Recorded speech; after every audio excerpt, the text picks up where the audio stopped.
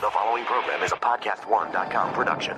From Hollywood, California, by way of the Broken Skull Ranch and an occasional side trip to Mexico, this is the Steve Austin Show. Give me a hell yeah. Hell yeah. Now, from the OnIt.com Total Human Optimization Studio, here's Steve Austin. All right, ladies and gentlemen, welcome to the Steve Austin Show. Sitting here in Hollywood, California with Mo Darwich and my trusty dog, Hershey, the wonder dog. She rode shotgun with me in a 96 Suburban today. That sumbitch is still pulling to the right, Mo. I'm madder than a hornet at my mechanic. I thought you got that fixed in for the second time. For the second time, I did, and now he's telling me it's my tires. I've got a bad tire on that thing, and there's too much tread on them. Me being the cheap sumbitch that I am, the person that likes to save money, because there's still plenty of tread on my tire, I can't just go and swap out 4 new tires because they're kind of those specialty treads, and you can't rotate them because you can't reverse the rotation. So I'm kind of don't know where to shit or wind my watch. But being the frugal sumbitch that I am, I'm going to keep staying the course. It's going to keep, right now it still pulls to the left. It used to pull to the right, and it is what it is. Man, do you trust your mechanic? Because I feel like mechanics sometimes they screw you on this. They're like a bad dentist. You know, there's always something wrong with your mouth, and they always want to fix something. Yeah, back in Texas, I had a guy I always took my stuff to, could trust him implicitly. And the same with this guy, I trust him 100% because they took it back the second time and worked on it for 4 or 5 hours, didn't charge me a dime. You know, the other labor was the other labor. I replaced the steering shaft there in the steering wheel column, and so I don't know. I don't know where they're, I got to run the tires out, so I got to drive back and forth to Texas while my Suburban still pulls to the left. So I'm a little pissed off about that. I saw there's some Beverly Hills decals on that car. That's a fancy mobile you got there. Well, I traded right for it. I got it on a dime. That's why I'm happy with it. I love that damn supercharger, but I can't stand when so much pulls to the left. Yeah, it might be cursed. I don't know, man. What's going on with you? You look pretty. I've been tired? Are you frazzled? Yeah, I've been hanging, frazzled, a little exhausted, but I'm getting there, man. I took my vitamins this morning. I should be good to go. I took an Alpha Brain with a couple of cups of coffee this morning. I took an Alpha Brain right before I come up here to talk to our guest today. Joining us here in a minute is going to be Jerry Lawler, the King, one of my favorites of all time. And I'm still a little bleary-eyed. I stayed up till about 12 last night watching the Jerry Lawler Andy Kaufman feud and bringing myself up to speed with that. I watched about 20 matches. I feel like I've been wrestling with Jerry for about a 60-minute Broadway, maybe 5 in a row. And I've got some stories about working with Jerry Lawler. But I don't know. Tomorrow's Friday as we speak. As you download this, I don't know what day it is. Yeah. But as me and Mo are talking, it's Thursday, and I just started my diet. So since it's Thursday, I thought you've been on a diet for a while. Yeah, I know, but Norm keeps inviting me out on the boat, and I keep tossing down the cold ones because he's driving the damn thing and only live a half mile from the marina. So I've been trying to get on a diet, but that brings me to my next point. We had a guest on the show a few weeks ago, Diamond Dallas Page, and I handed over to you last week the DDP Yoga DVDs and T-shirts. Yeah. You're not wearing the T-shirts, so how's the DDP Yoga program going for you? It is actually really good. I enjoyed it. I took the first couple of courses right there. It's interesting. It's yoga, but it's more of a power yoga. And he does all these different things, like you got to Hulk it out, Yeah. It's like you do the diamond, you pull it back, you reach all the way back, and then you Hulk it out. Leave it to DDP to put the self-promotional aspect of the diamond in, which used to be the diamond cutter, which is part of his finish. Yeah. The consummate BS artist, one of my best friends, businessman, trying to implement something from the past into his present, which is smart. But nonetheless, when you're doing a diamond cutter, it's funny. Yeah, but no, it's great. But make no mistake about it, I did his workout with him, and it kicked my ass. So keep doing it. I'm going to start pretty quick. I'm tied up right now trying to bust out in the gym. I'm doing an hour of cardio, hour in the gym. I ain't got time to start it. You're the human guinea pig on the DDP yoga program. So, hey, man, I'll tell you what, I was really excited about getting up today and coming to talk to Jerry Lawler, our guest today here on the show. I'm a big fan of his work.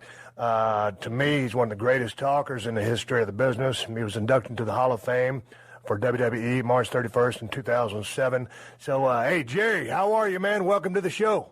Well, Steve, I'm doing great. It's a pleasure to be on here with you. And you talked about your ride early on in the show, and I just want to get out of the way since we're talking about vehicles that I just made a major purchase last week.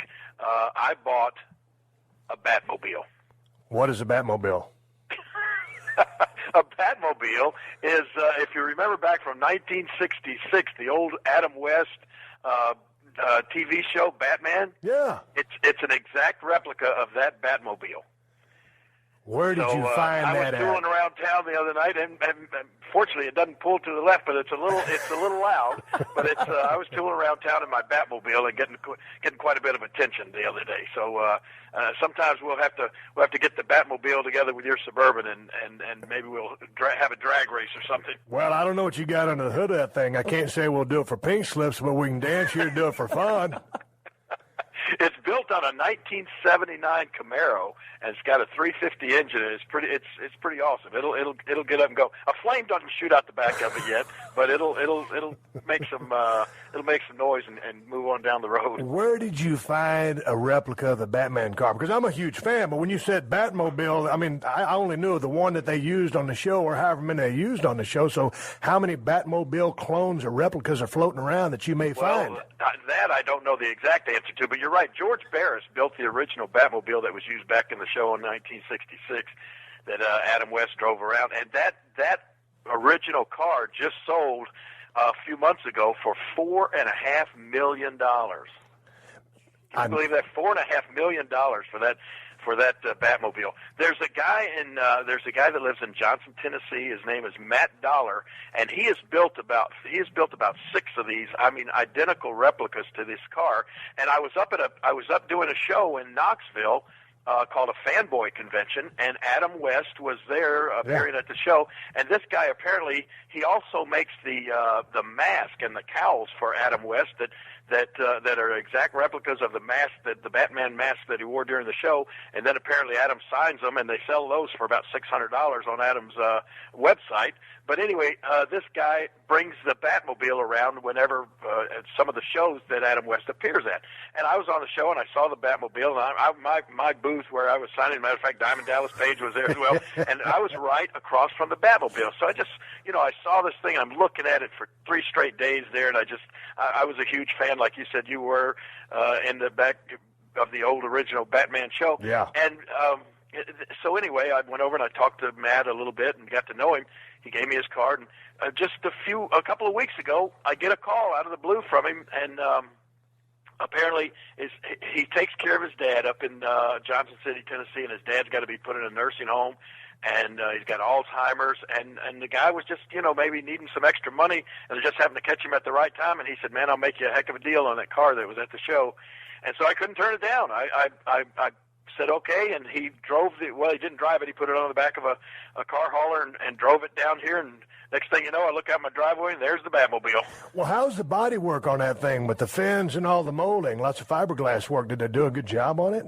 Oh my gosh, it's fabulous. It's just, it's amazing. It's just exactly like the Batmobile that you saw in the TV show. You couldn't tell it apart. I mean, all the bells and whistles.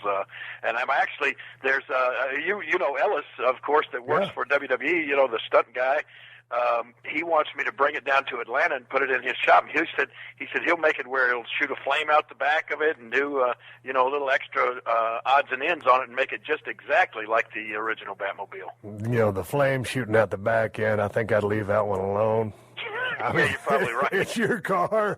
I'm not asking you the dollar amount, but I know you saved your money. You were one of the guys that saved your money throughout your career. You got a good deal on it? It wasn't too god-awful expensive? I did get a real good deal. I know Steve, I saved my money, but I'm exactly like you. I heard you say we're both, I like to use the term frugal.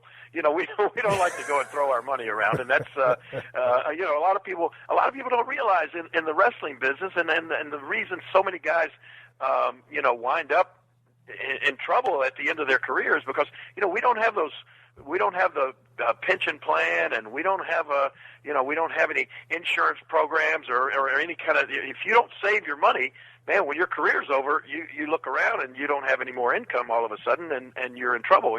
So, but and I learned that early on from my mentor, Jackie Fargo. He told me he said the same words that you said early on. It's not what you make, it's what you save. And so yeah, I did save my money, and I'm still, of course, gainfully employed by the WWE, thank goodness, and but I just don't go out and throw. I wouldn't go out and just make a bunch of big, crazy, wild purchases and everything. But this was just something that I really loved, and I paid considerably less than the $4.5 million that the original went for, a lot less. But, and that's the thing, you got to save your money. And I tell everybody, it doesn't matter what you do, you got to save your money. But coming up in the wrestling business, as you well know, you've been in it forever, and I'm right behind you. But you grow up, when you get in the business, you achieve what we call wrestler's mentality, where when you buy that first house or that second house, whatever, you always buy it in cash because you didn't know when you were going to get fired. You didn't know when the territory was going to close down. You didn't know what was going to happen. You didn't know when you were going to go down with an injury. So back in the day, the thing to do, when you had enough to buy a house, you paid cash money for it. These days, everybody's using them as a write-off. But back in the day, that's just the way it was. When you bought something, you paid cash. Was that the way it was with you? Oh, absolutely. And if you'll remember, Steve, like you said, I started in this crazy business 43 years ago. I had my first match in December of 1970. So that's a long time ago. And the business was significantly different then. The guys were the people perceived the wrestlers as being just as big a stars as they were now, but of course it was on a more regional basis. Right. It was there wasn't that national or worldwide television exposure like we have now. But I can remember when the big deal, you knew you had arrived, and I don't know if this was your case or not, but if you ever made $1,000 a week, that was your goal when you got in the business. If you that was the benchmark. $1,000 in a week, you knew you had made it, and that was I can still remember. And now, now that's just like the paydays and the payoffs now are just so astronomical. It's just amazing, with guys like I don't know how many of the top guys, John Cena, Randy Orton, all the guys are making millions and millions of dollars a year now. It's just it's just so different. But like you said, when you were struggling to make $1,000 a week, and to do that, sometimes, Steve, we wrestle 10 times a week, every single day, and sometimes a couple of double shots and triple shots on TV on Saturday, things like that. But yeah, $1,000 in a week was amazing back then. I remember back in the day when I'd get my paychecks there, and we always got paid in Evansville, Indiana. And you know the deal. Everybody had their cubicles back there in that dressing room. And I was getting my paychecks, and most time I never broke double digits. Every now and then I'd get into triple digits. And, dude, when you're making $15 and $20 a night, and the road schedule, the miles, it gets pretty tough. And there was a time, and I always like to say that was when Jerry Jarrett was making the payoffs. Well, Jerry always made the payoffs. Yeah. It was just like and to be fair to Jerry, he came up under the tutelage of Nick Goulas. Right. Who was the original promoter in the Tennessee territory, and Nick Goulas was infamous in the wrestling business for being the worst payoff guy in history. He would bring poor guys up from Mexico, and just they would want to leave, but then they would he would keep them so broke that they couldn't leave. So it was just that's what influenced Jerry, and like you said, that went on through for a long time. The Tennessee territory had a bad rep for being not a place where you're going to make a lot of money. You'd be lucky, like you said, in those days. Those payoffs barely cover your gas and expenses getting to and from the town. You're almost wrestling for nothing. Well, basically it was. If it hadn't been for Dutch and Chris Champion riding with me, they were putting gas in the car. I was simply putting miles on my car, and of course I was getting the education of talking wrestling to the show and back. But, hell, things are pretty tough. I remember on my return trip, they brought me back into the Tennessee territory, and Jerry Jarrett put me on a $100 a night guarantee. I thought I had hit the big time. You're not lying. I hadn't been in the business too long, and then, things were going along pretty good, and I was working about 5-6 days a week, so I still never hit that $1,000 mark. One time we were there in Evansville, Indiana, got the paychecks, and normally I should see a row of 100s for that $100 guarantee, and I did not. Uh-oh. And I said, oh, man, so I got to talk to the man. So I said, hey, Jerry, just want to talk to you about this paycheck, man. I thought we had a deal here. And Jerry looked at me straight in the eye. He told me the way it was. And I was a young cat in the business. He goes, Steve, the territory's down. He goes, I understand. We had an agreement, but if you got to go down the road, I understand. Well, boy, I was between a rock and a hard place there, Jerry. I'm trying to learn the damn business, but we had a guarantee. I'm at my first, major financial crisis with, the promoter, owner of the territory. Sure. So, man, just, at the blink of an eye, I said, man, that's cool, Jerry. I said, no. I said, I want to keep working. Maybe when the territory gets better, we can go back to our agreement. And he said, that's cool, Steve. So, I kept my job, but it was one of those split decisions that had to be made. And, we all go through that, but that was one of the crucial things. I learned a lot working in that territory. And I learned a lot working with you. But when you were talking about Nick Goulas kind of, schooling Jerry Jarrett as far as, he was the first guy in Tennessee there with that territory and being so notoriously cheap with his payoffs, did you ever get a chance to work for Paul Bosch, who was known for very good payoffs? No. Well, you know what? Paul Bosch, I've worked a couple of shows for Paul Bosch with against Gino Hernandez and Tully Blanchard. In some matches there, but I didn't really get to know him. I mean, he's really, really nice guy, but I probably only worked maybe 3 or 4 shows for him. Hey, what'd you think about Gino back in the day when you were working with him at a young age? Oh my gosh, he was a great young talent. I mean, he and Tully Blanchard together. I can remember that being. I was thinking at that time. I mean, this guy. I thought these two guys were going to be one of the top tag teams ever in wrestling. I just thought they really had everything going for them. So, and speaking of Paul Bosch, have you ever actually received a telegram in your life? No, I never have. I received one in my entire life. I didn't even know they still existed. But when I slapped Andy Kaufman, it wasn't then. It was when I gave Andy Kaufman the pile driver in the match in Memphis. So few people. I mean, we didn't let anybody in on anything that was going on. Even guys in our own territory here didn't have a clue what was going on with Andy and I. And when I gave him that pile driver, and he wound up in the Memphis hospital for 3 days, I got an actual telegram from Paul Bosch, and it said, "Thank you for sticking up for our business. You did a great job and a great thing, and I want to congratulate you." And I was blown away. I thought, oh my gosh, this is one of the mainstream promoters in the entire country, and he's sending me a telegram about beating up Andy Kaufman. It was amazing. So he's thinking it was a shoot? Yes, he was thinking, yes. The Steve Austin Show. The Steve Austin Show.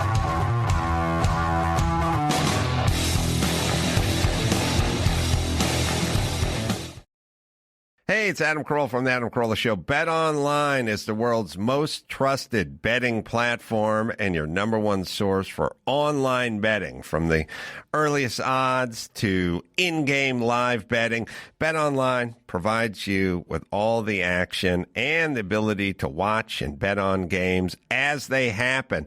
With the largest selection of odds on everything from football, NBA, and college basketball as well. BetOnline has NHL, MMA, and championship boxing, all your betting needs in one place.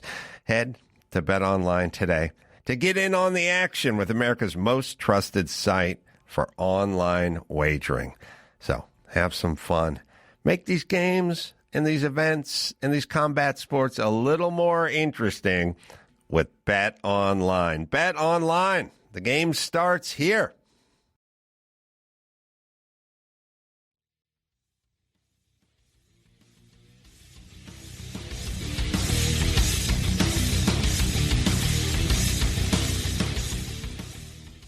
Hey, well, you know what? Along those lines, where were you when the Dr. D, David Schultz thing happened with John Stossel? He slapped the hell out of John Stossel and messed up his eardrums. Do you remember that going David down? David started right here in Tennessee. Matter of fact, I helped train Jerry Jarrett, and I helped train David. He started out. He was from up in Jackson, Tennessee, 70 miles north of where I'm sitting right now here in Memphis, and just a big old raw bone country kid that just a fun-loving guy. He was funny as heck to be around, and he just never took anything serious. But brother, he had a short fuse. I mean, he had a temper, and I don't remember where, but I remember watching. I was actually watching that on TV when he. What'd you think? when he slapped John Stossel, I thought, oh my gosh, what has he done? You know what? I thought I thought maybe, I didn't know. That was almost like the Andy Kaufman thing. I thought maybe it's a work, but then it didn't take long to realize that it wasn't, and that he had slapped him right in the ear, and I guess broke John Stossel's eardrum and all of this sort of stuff. And I guess eventually it cost Vince McMahon a lot of money. But you know what, David Schultz, that was just the kind of guy he was. But that was the way the business was so back in. I mean, if anybody ever said it was fake, you stood up for it. And then John Stossel, I mean, he was back there. He was a little bit cocky in an interview. And, Dr. D, I mean, boy, like you said, I guess he had a short fuse. But, Jerry, I mean, when guys in the ring are slapping each other, we're very conscious of not popping a guy's ear. You always want to hit the cheek, in that area, or the neck, whatever. You don't want to cuff a guy on his ears. He was going for the ears in that, and he was dealing out some serious business because back in the day, that's what you did. Yeah, and I think, don't you agree that I think that he thought that this was going to really get him over with Vince. I think he thought Vince is going to love this when I smack the heck out of this guy, But of course it wound up. I remember hearing John Stossel say on a TV interview one time that he said, "I got a nice villa in the south of France out of that deal." Yeah, I bet he did. Hey, speaking of looking out for the business and protecting it, you've seen a lot of things in your 43 years in the business. Remember when, like, Geraldo Rivera and several of the other cats were starting to doing these exposés on the business of pro wrestling and kind of, exposing some of the secrets? What was your thinking on that? To me, I mean, it was fascinating to me, but, I don't think I was in the business at that time. I mean, was it like they're kind of lifting the veil off of a kayfabe industry? And, back in the day, kayfabe is, protecting the business. Heels and baby faces ride separately. You do not associate with each other. You not drink with each other in the bar. So when they kind of started lifting the veil of the business, what were your thoughts? Well, you're right. I mean, there was a time that was doing things like you mentioned, riding together, a good guy or babyface or heel or whatever, riding together or being seen together. You could get fired for that, right. at one time. But then when the the secrets started to leak out different ways. Honestly, I can remember being furious about certain things. I mean, yeah, that would just the thing that really used to make me the angriest was when the dirt sheet started. Do you remember the day that those things started coming out? Oh my God! Everybody,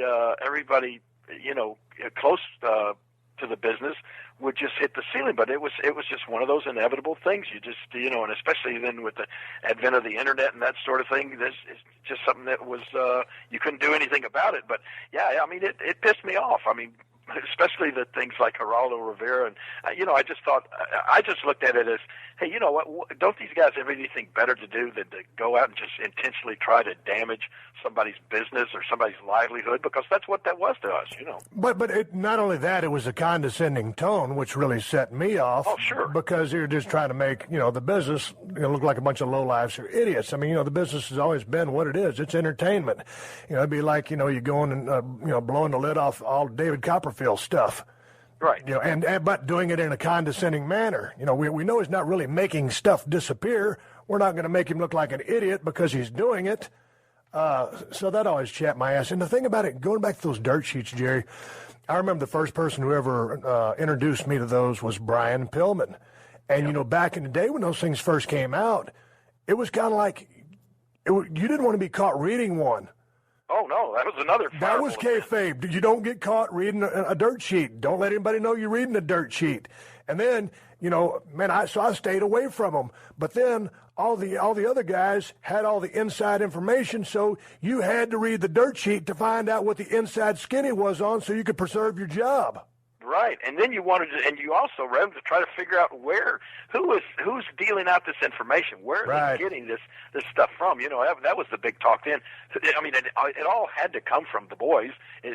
Somebody was leaking out all of this information to these guys that were writing these sheets. And one of the first one of the first guys that was close to one of those sheets around our territory was Eddie Gilbert. Mm-hmm. and he had some close friend that was putting out one of these things, and so there for a while, Eddie had heat. I mean, we brought him in and sat him down and talked to him until he assured us that, hey, I'm not telling this guy this stuff, but obviously somebody was somewhere, and not just in our territory, but every territory, and of course, and it still goes on today. Man, Jerry, what was the bottom line with Eddie Gilbert? How'd he go down? Oh man, you know what? I don't know, other than the fact that I was close to Eddie. It was a funny situation. Well, I mean, he kind of modeled his whole work style after you, right? He Tommy, Eddie's father, Tommy Gilbert. I remember. And I started in the business around the same time, and it was a weird thing. And I always think that Tommy sort of resented me somehow for the fact that his son grew up, instead of almost idolizing Tommy, his father, as a wrestler, he idolized and, like you said, modeled his whole career after me. And the funny thing was, then I have a son named Kevin that grew up, and he idolized Eddie Gilbert. It was a weird, and went to work for Eddie even when Eddie went up and started helping to promote up in Philadelphia. My son Kevin went up there and worked for Eddie when he could have worked here in our own territory. But Eddie was just Eddie and all of the Gilberts. I mean, his brother Doug still works for us. He got a match coming up with us later on this month down at the Resorts Casino. But they've I don't know, the personality. They're just different kind of guys. Eddie was like his dad Tommy in the fact that he was a moody kind of guy, Right. You had to catch him if you caught him in the wrong mood, things didn't go well or whatever. But I loved being around Eddie. Absolutely loved working with him, because I swear it was like working with myself. He was such almost a clone or a mirror image of my work style. And it just, a tremendous talent. And I honestly had no idea that that Eddie was I guess it was somas, was using the somas, the muscle relaxers, that sort of thing. But you know what, and you know this as well as I do, Steve. We've had so many deaths in the wrestling industry connected to somas, and a lot of people say, "Oh, these guys are all drug users or whatever." But the truth of the matter is, and I know it's true in the case of Eddie and in all of these guys, that you didn't look at that as a drug. You looked at it as simply as a muscle relaxer. I mean, you could not get any one of those guys to say, "Oh yeah, I'm on drugs," because they took somas. I mean, a lot of times these things were prescribed by doctors, and because you'd get beat up every night, and you'd be hurting, you'd have aches, you'd have pains, and these guys looked at that as just a way to as a way to deal with your aches and pains, and what I think. One thing, when you're in this business, you feel like you're invincible. You feel like you're Superman, especially when you're a young kid in the business. You feel like nothing wrong can ever happen to you. So what happened, I think, with those somas is they don't realize that a muscle relaxer is just that. The more you take, the more it's going to relax your muscles. But you forget that your heart is a muscle. Yeah. It's a major muscle in your entire body that keeps you running. And if you take too many muscle relaxers, what happens in those cases is your heart just relaxes and relaxes, and it slows down until it just stops beating. And the guys never thought about it like that. I'm sure it was always, I think, a quest for how high can you get, and how high can you get? Too high. And, bad things happen when you reach that level. Man, I'm going to take a quick break. We're talking with Jerry the King Lawler, Hall of Famer, and God dang, it's a hell of a cat in general, one of my favorites of all time. We're going to continue this conversation and a hell of a lot more. Don't go anywhere. Word from the sponsors.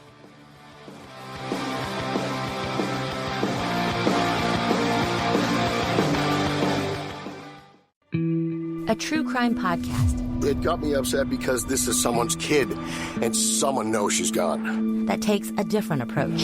It was shocking for something like this to happen in our little town. Focusing on the communities affected by life-shattering crimes. It made news throughout the entire region that these two people had been shot while they slept in such a safe community. To give a new perspective on the devastation crimes can cause. It was shocking for something like this to happen in our little town. featuring cases from quiet towns to bustling cities and interviewing the people closest to the case. My first thought was that it's an unusual location for us to have a homicide. Listen to the true crime podcast City Confidential and step beyond the yellow tape to learn just how far a crime can reach. There are certain cases in the history of Boston that I think sort of define the city. I think this is one of them. New episodes of the City Confidential podcast are available every Thursday, available wherever you get your podcasts.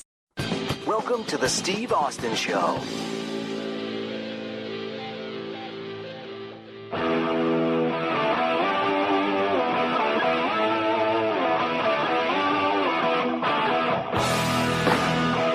That's right. Sitting here talking to Jerry the King Lawler, talking a little bit about some somas. And I always ask, I always get into this conversation with guys who have been there, done that, been down the road as long as I have or longer. And inevitably, the conversation always turns a little bit to the drugs and alcohol part of it, just because I'm curious to see what, other people's thoughts were on the subject. Jerry, as long as I've known you, with all the traveling and everything else, you were a guy who never drank or did any drugs, correct? That's absolutely right. I mean, I like to tell people nowadays, I was what do they call it, straight edge way before CM Punk. You was straight edge before straight edge was cool. Right, exactly. And you know what, Steve? I really don't know why. I can look back and say part of it, I guess, was my upbringing. My parents really were. I mean, they never really actually sat down and talked to me about drinking, drinking was the main thing. Right. Back in the day when I was a teenager or anything. It just wasn't done in my house, and I knew they frowned on it. And I grew up. I was real fortunate when I grew up in the 50s and 60s.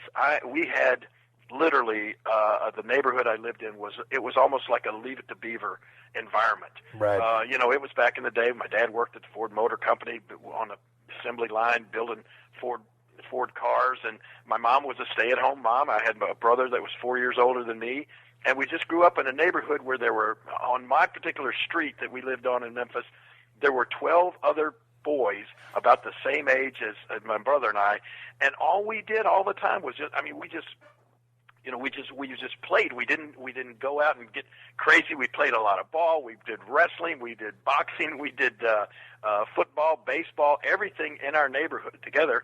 And I think usually what happens is when people fall into this stuff, it's always peer pressure. It always falls back on the crowd you hang with.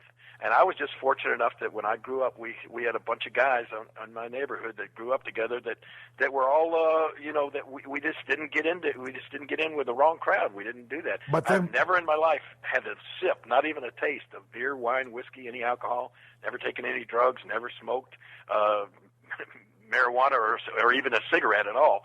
Never had one in my mouth. So, and it's not, like you said, it's not necessarily all that cool, but I do feel like it has had a lot to do with the longevity that I've had. I mean, there aren't many guys that are 63 years old that are still relevant in the business, and can still climb in the ring and have a match and do all of that sort of stuff. So I think it's helped me throughout my career, and of course I certainly didn't wind up like a lot of these guys that abuse those drugs. Yeah, but take me through this. I mean, I certainly had, part of my act as Stone Cold Steve Austin was drinking a lot of beer.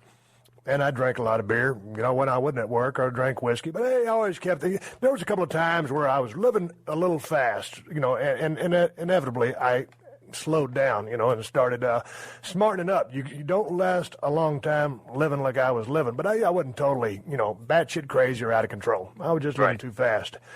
But help me understand how a guy who has never smoked, drank, took any pills, done anything, what are you thinking when all the boys are together and everybody's getting all shit-faced and you're the only straight cat in the room, in the territory, or anywhere? You know what? I still am this way today. I never really, and I don't know if you can remember this during the time that you were in our territory. I never really hung out with the boys. My friends were always guys outside the business. I never went to, like after the matches were over, I just get home as quick as I could. I never went to bars. I never hung out at clubs. I didn't do any of that. I would play softball or flag football during the week when other guys would be hanging out at the bars. I'd be talking with my guys that I played sports with and everything. I still play. So we're starting our fall softball league next Tuesday. I still play every single week, softball or flag football or that sort of stuff. And I just didn't hang out with the wrestlers, and not that I thought bad of them or anything, but I just I don't know. I just didn't think anything good could come of that. You've had a million matches, and you've had some incredibly high-profile matches. So, dude, take me. For me, coming out of the ring, it's just an adrenaline spike. It had to have been the same for you. So, what was your post-match process?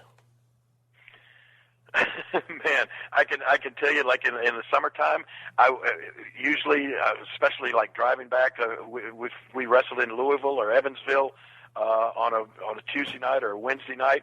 I would jump in my car immediately and turn on the radio and tune it to 1100 AM, which was a Clear Channel radio station out of Cleveland, and tune in the Cleveland Indians baseball game. And I would listen to that all the way home, drink a Diet Coke or at that time just a regular Coke. I'd stop at McDonald's, get me a couple of double cheeseburgers and a large order of fries and a big Diet Coke, and listen to the Cleveland Indians all the way home. Those guys, listening to those ball games at night in that Clear Channel radio station, I'm sure saved my life many times because it kept me awake on these long trips every single night. But I was just, I was always so into other sports and everything that I just didn't take the time or get messed up in dealing with like drinking after the shows or anything like that. I was just always interested in getting home as soon as I could and spending as much time at home as possible. Hey, man, let's talk about the heart attack on Monday Night Raw, September 10th, 2012. Monday Night Raw, was it soon into the broadcast, middle of the show? Take me through this. What happens? Do you start feeling dizzy? Was there any lead up to this? What happened that night? Well, if anybody remembers that night, I had a match. A lot of times, and I love it when they do it. They would include me in the show some sort of way and involve me in a match, and still do the commentary at the same time. So start out the show doing the commentary, and then they had me involved in a match where it was me and Randy Orton against CM Punk and Dolph Ziggler. And so I remember, I got up and I went up and did the match, and I've watched it back several times. It was a hell of a match. I mean, I'm always conscious of when I'm in there with those guys. Hey, you got to hang with these young guys, man. Right. This is a young man's business, and it's just a thrill to be included in a match every now and then on here. So, but you don't want to look out of place. You don't want to look like, oh my gosh, what's this guy? Why they got this guy in there? So, I'm looking at the match, and I'm jumping doing dives off the second rope and all of these sorts of things, drop kicks and that, and everything went fine in the match. I do remember, Steve, I'll still say that this was the partial cause of this thing. I remember, and if you watch Dolph Ziggler's matches, this guy's amazing young talent. Yeah, he is. Great, and he's really energetic and he's really enthusiastic, and sometimes he gets a little overly enthused, and he does this move where he'll drop 10 straight elbows on his opponent, get you down. Well, he had me down in the middle of the ring, and he starts dropping these elbows. And I remember at about number 6 or 7, I'm thinking, what the hell happened to the day when we used to be able to do this and not kill our opponent? Right? I actually remember thinking that because he was dropping these elbows with every bit of his weight, and I'm thinking, Jesus, this guy's trying to kill me. And so, he goes through 10 of those, and then of course we finished the match, and oh gosh, Randy Orton and I we won the match, and then I come back over and I sit down doing commentary, and I felt fine. Everything was great. Right. And literally, it was the strangest thing, and it's still even strange to talk about it because I'm sitting there. Then I think the next match started, which was Kane and Daniel Bryan against the Titus O'Neil and Darren Young, I believe. Anyway, I remember that match is going. And literally, Steve, I promise you, it's as if I'm watching that match and I'm talking to Michael Cole. I'm doing the commentating, and it was as if I'm looking up at the ring and I blink my eyes, and when I open them again, I was in a hospital with a ventilator down my throat, my girlfriend at my side in Montreal, Canada, and it was 2 days later. Wow. I mean, I had no warning. I had no bad feeling. You know, a lot of times people say, oh, you'll have tingling in your arm, you'll have tightness of your chest or hard to breathe or anything. Nothing. Literally, it was like, I blinked my eyes, I woke up 2 days later. And I honestly believe, and in talking to my cardiologist, I think that those elbows may have had an effect. In other words, what I had was a sudden cardiac arrest. It was not the typical heart attack that was caused by blockage or clogged arteries or anything like that. It was just, and people suffer these. They say somebody dies every 90 seconds in the United States of a sudden cardiac arrest, and there's no rhyme or reason to it. It's just your heart stops for one reason or other, and if there's not some way to get it started again, you're dead, you know. And had this happened to me an hour later or 2 hours later, and I'd been driving or been back in my hotel room by myself, that would have been it. I would have been gone. You know, just fortunately, our Dr. Mike Sampson, our ringside physician, was right there next to me, and the paramedics in the back gave me CPR. My heart just stopped. I mean, it didn't start beating again for 20 minutes. Yeah, that's it. They worked on me and gave me CPR for 20 straight minutes until they finally hit me with the defibrillator with those paddles 7 times before they got my heart started again. But the funny thing was, when you have a sudden cardiac arrest and your heart stops, if you have the proper CPR and they can get your heart started back again, a lot of times it just kicks right back in, and there's no damage. And it's not like it's not like to where your heart, if you had a clogged artery and suddenly part of your heart is deprived of blood flow and oxygen, and that part just dies off. Well, I didn't suffer any damage to my heart, no scarring or anything like that. Thanks to the CPR, but once they got my heart started back again, it was as if it didn't happen. Well, I remember hearing about it happen. I felt from that moment on and until today, if I didn't know it happened, you couldn't convince me that I really had a heart attack. Well, I remember hearing about it, through the news, and all of a sudden, everybody thought, oh, when he comes around, he's going to have some brain damage, and you didn't. You returned back to normal. Well, I think that was because that was the word went out that my heart didn't beat for 20 minutes. Right. And I think what most people figured was my brain and the rest of my body was deprived of blood flow, because, of course, that's what your heart does for that 20 minutes. But thank God it was Mike Sampson, our WWE doctor, and 2 other paramedics from there in Montreal, and they took turns. I mean, because they did it with such force, it They're didn't blown actually up. crack one of my ribs. Oh, yeah. And they did it with such force. It would have been impossible for one person to do that continuously for 20 minutes. But the 3 of them were able to take turns and keep that blood with that pressure, keep the blood flowing throughout my body and to my brain, that I suffered no ill effects whatsoever. All right, so check it out. You're waking up in a hospital. You got a breathing tube down your throat. What are you thinking? You see your girl there. I mean, the last thing you remember is watching the match. Right. What's going through your mind? Well, and my girlfriend and I, Lauren, had been in Aruba the week before on a wrestling, did a wrestling show down there and a sort of a kind of combination vacation working trip to Aruba. And I didn't remember, when what was going through my mind was I didn't immediately remember the match or that I had been at Monday Night Raw when it happened. And I couldn't even talk with that thing down my throat, so I was trying to write, and we've saved it. I've still got it over here somewhere in the stack of papers. The note that I wrote to her, and the first thing I wrote was, "Are we in Aruba?" I thought we were possibly still there. I didn't remember that part. Yeah. And then she explained to me, but a lot of the stuff I don't remember. And they say that's one of the things that is an after effect of your heart not beating for that length of time. Sometimes you don't remember everything, but it's come back, and it just was the weirdest thing. I feel like I'm the luckiest person in the world, but I do honestly, and I talked to my cardiologist about it, and he said absolutely the trauma to my chest from those elbows could have been hard enough to kind of knock your heart out of rhythm. Yeah. And you wouldn't know it, and it would start slowly and then just get more and more and more out of rhythm until it just seized up. Your heart is in a cattywampus state, as we would say on a Steve Austin show. So what's the prognosis? You're good. You're back at work. You're feeling 100%. You're good to go? I absolutely feel 100%. As a matter of fact, I want to go in sit down with Vince and say, hey, I want to come back and do something on the show. I would love to do get back involved with and have a match or two on Raw or at a pay-per-view. You still want to get back in the ring? Oh yeah, absolutely, definitely. Still want. You ain't got that out of your system yet. Yes. You still hadn't got that out of your system. No, never.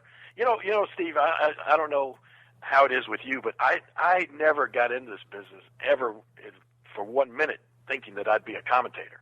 You know, I loved the wrestling aspect of the business, and that's the only reason I wanted to be in it, and that's all I ever wanted to be. You know, the commentating just happened one day when Randy Macho Man Savage jumped ship, and he and Vince McMahon had been doing the commentary together, and Randy was the color guy, and I remember I think we were up in the Pocono Mountains getting ready to do Raw, and if you remember, WCW during the Monday Night Wars came on like an hour before Raw did. Yeah. And we were all sitting around. I remember hearing Vince say, somebody get Randy and so we can go over something here on the show. And suddenly, I think it was Howard Finkel came in and said, Vince, look at the TV. And they turned the TV on, and there was Macho Man. Oh, wow. Standing there on WCW television.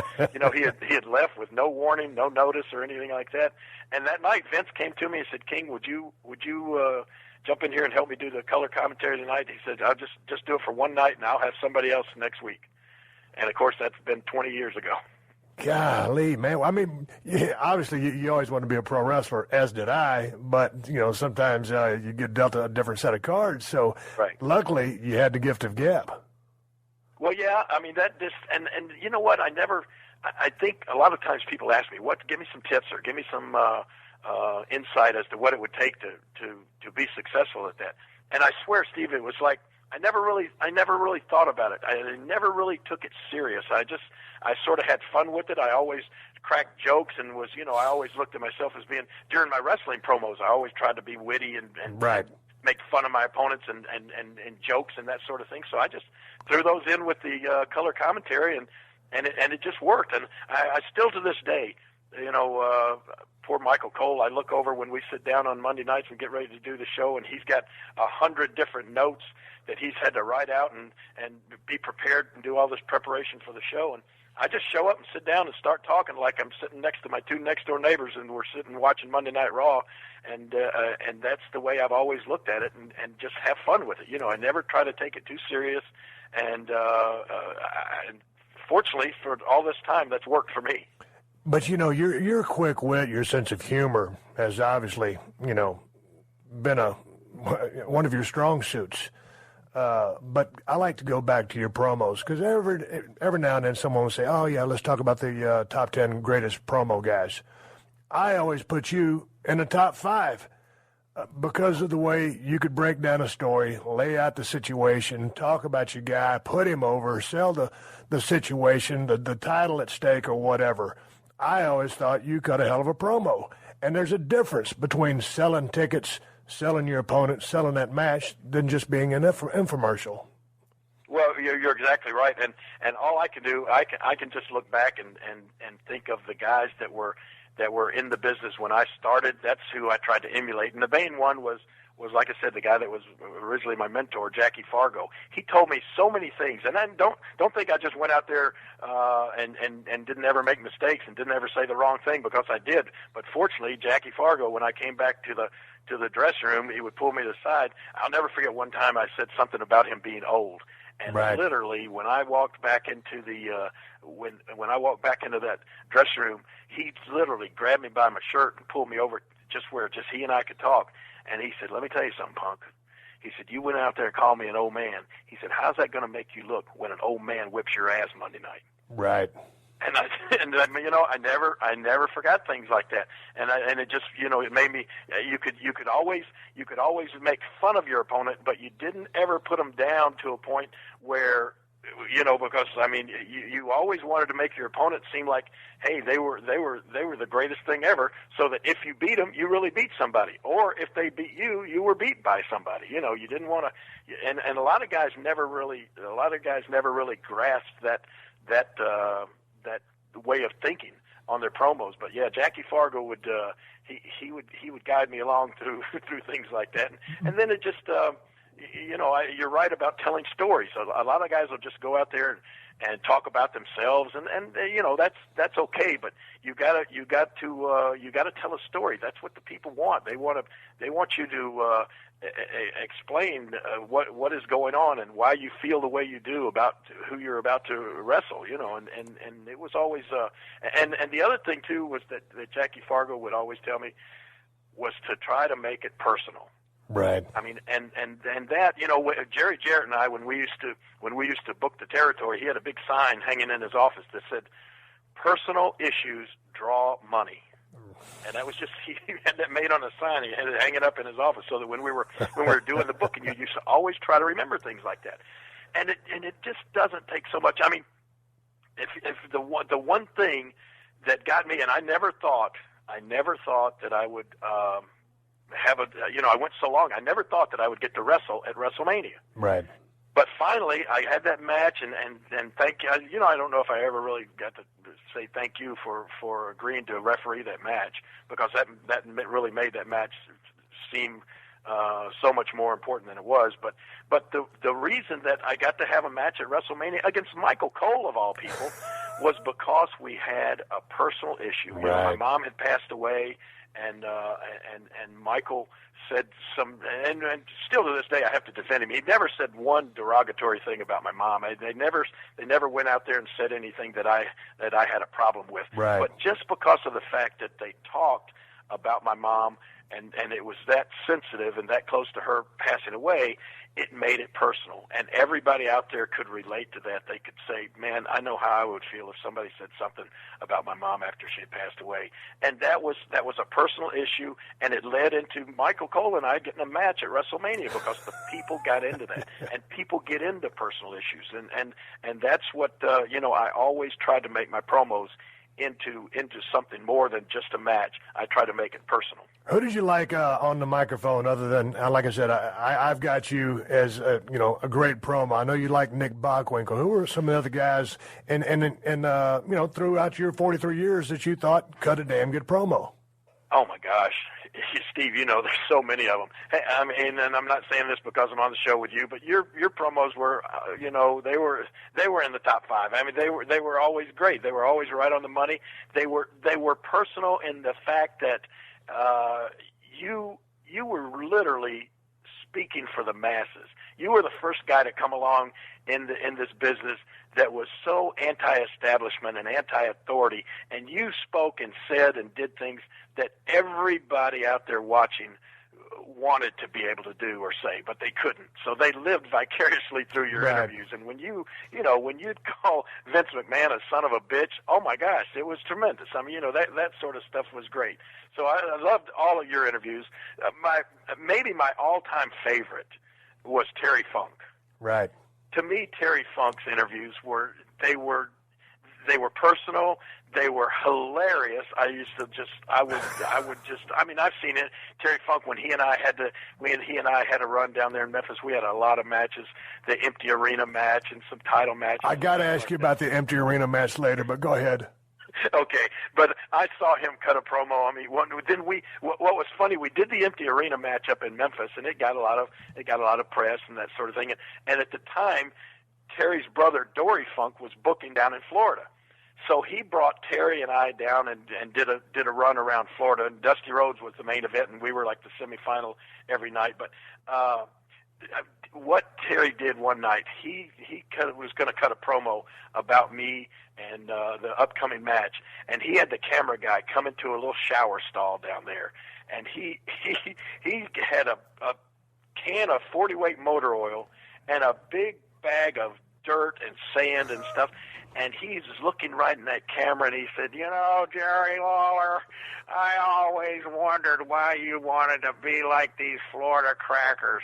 I always wondered why you wanted to live down here and be among these people. I wanted to know what it felt like to be a Florida cracker. So today I'm going to know that feeling. And he picks this can of motor oil up and he just pours it over his head, all down his face, into his mouth, and he's spitting out motor oil as he's talking. He says, these Florida crackers are greasy. They're oily, slimy human beings. And then he takes this dirt, and he dumps it over his head after he's got all of this motor oil running down him, and he just covers himself in this dirt and sand. And he said, "Now I know what it feels like to be a Florida cracker." I mean, I'm just sitting outside the stall behind the cameraman watching this interview, and I thought, this guy is just tremendous. I mean, to me, he was the best interview guy that I thought ever in the business. But there's been so many great ones. I mean, hey, The Rock, the interviews were great. And hey, in his day, and you can't argue with the fact that, hey, Hulk Hogan's interviews at one time were good. I mean, that's you talk about talking fans into the arena. Hulk Hogan was able to do that, man. There's been so many great guys. That's just hard for any one particular, other than Terry Funk, to come to mind right now. Yeah, I got into also, I mean, kind of the superstar Billy Graham, Dusty Rhodes thing. I thought Dusty Rhodes was highly inventive and could. Oh my gosh, there's another one. You could never tire of listening to Dusty Rhodes do an interview. Never. But when you went to do your promos, I mean, you booked a lot, but I mean, did you take time and think, okay, let me break this down and think how I want to phrase this, or did you just, hey man, just start talking and lay it all down? Well, I'll tell you what, in our days of Memphis TV, it was always live every Saturday morning, 11 o'clock, Channel 5 in Memphis, and you knew who you were going to wrestle, and you knew what the interview was going to be about, right, or who the interview was going to be about. And I'll be honest with you, I would sit down on Friday nights or run it through my head on Friday nights as I was driving back from wherever. A lot of times I would wrestle in Atlanta on Friday night and catch an early flight back to Memphis, and then go straight over to TV. But no, I would definitely sit down and write out my interview. I would look at. I will never forget. Jimmy Cornette will relate to this because he bought the same book. But there was a book by this guy named Leo Safian, and it was called 1,001 Insults.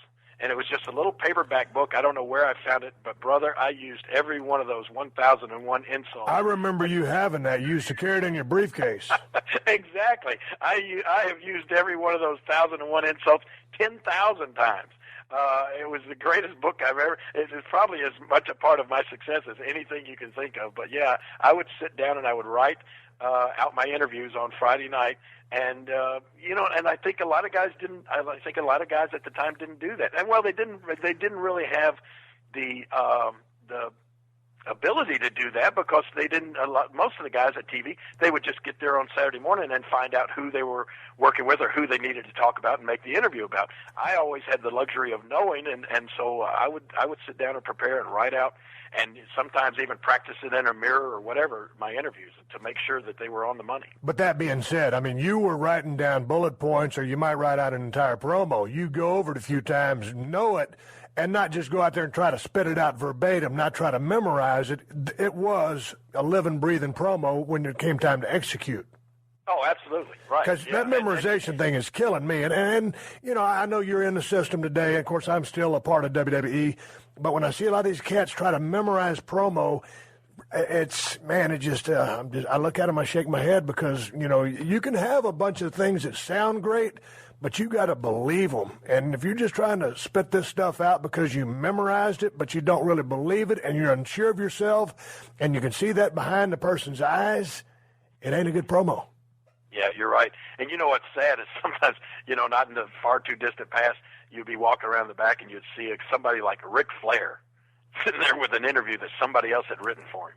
And he's trying to memorize it. And I mean, here's another one of the guys that I failed to mention, one of the greatest interviews of all time, a guy like Ric Flair. Why on earth would you think that Ric Flair needs to have an interview written for him?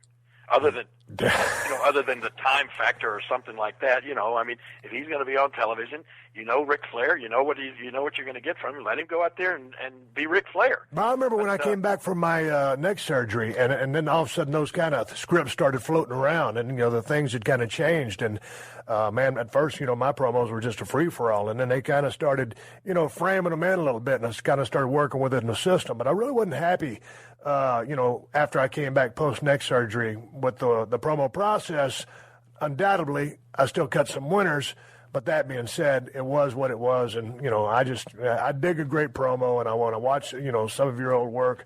It's just fun to watch. It's fun to listen to, and it's fun to be talked into a situation, talked into buying a ticket, and you got to feel that you've got to be at that show, and that's what makes a great promo. I'm talking to Jerry the King Lawler. We're going to wrap this up. This has been a Podcast One production. Download new episodes of The Steve Austin Show every Tuesday at PodcastOne.com. That's PodcastOne.com.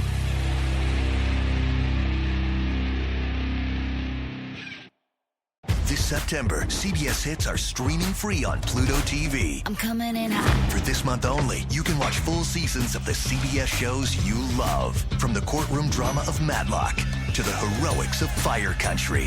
Go back to where it all began in NCIS Origins, or watch the hilarious hauntings of ghosts. All for free. Full seasons of the CBS shows you love. This month only on Pluto TV. Stream now, pay never.